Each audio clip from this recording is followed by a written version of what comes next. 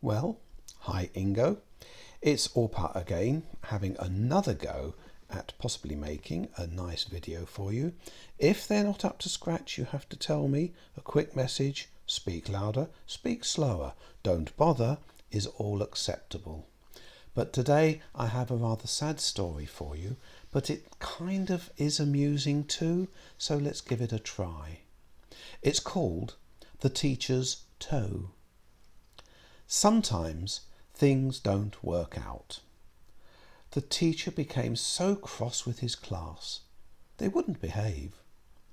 He was holding a metal rod from a clamp stand.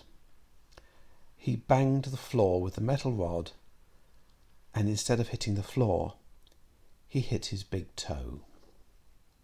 Well, it started swelling immediately. By the time the lesson had ended, he couldn't really walk.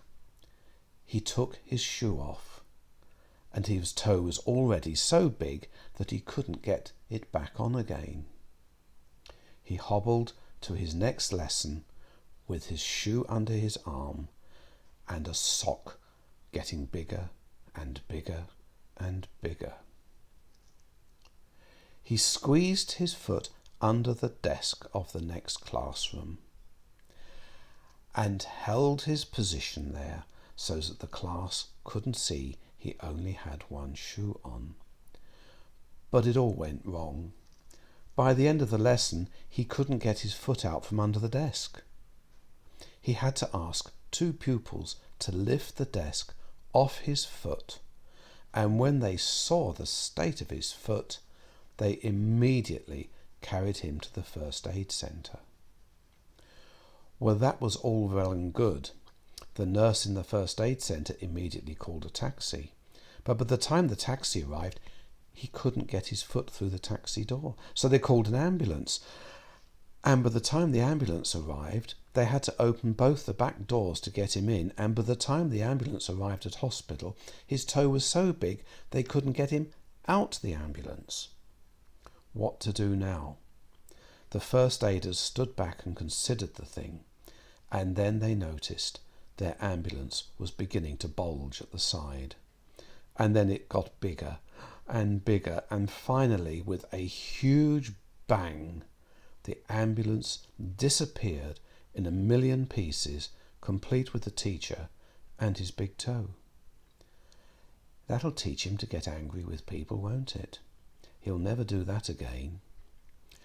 Well, we might think that's a funny ending because we don't really like teachers all the time, do we? They're okay sometimes, but they can be a bit of a pain sometimes. But this actually happened to somebody. Not quite like that.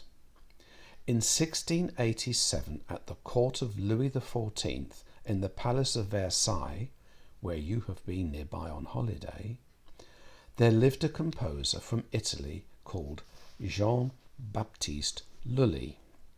He was a sensation at the court.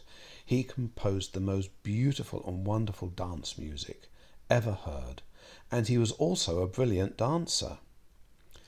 Well, in those days, one conducted an orchestra not by waving a stick in front of them to give them the time and the beat and the rhythm, but by banging a stick on the floor. Well, he was supposed to tap the stick on the floor, but he became a bit exasperated with his players, and he bashed the stick on the floor with a fit of anger. And what did he do? He hit his big toe.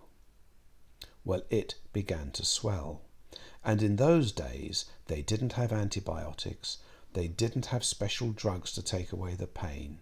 All they had was a physician who also doubled as a barber.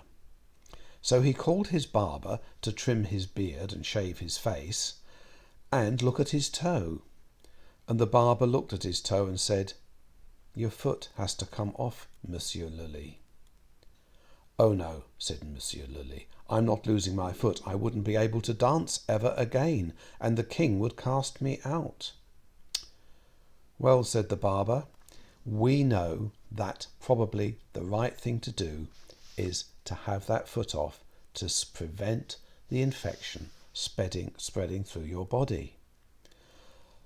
Monsieur Lully was having none of it. And a couple of days later, Jean-Baptiste Lully had the infection spreading up his leg, and a couple of days after that it had reached his brain, and he died in great agony and with a high fever.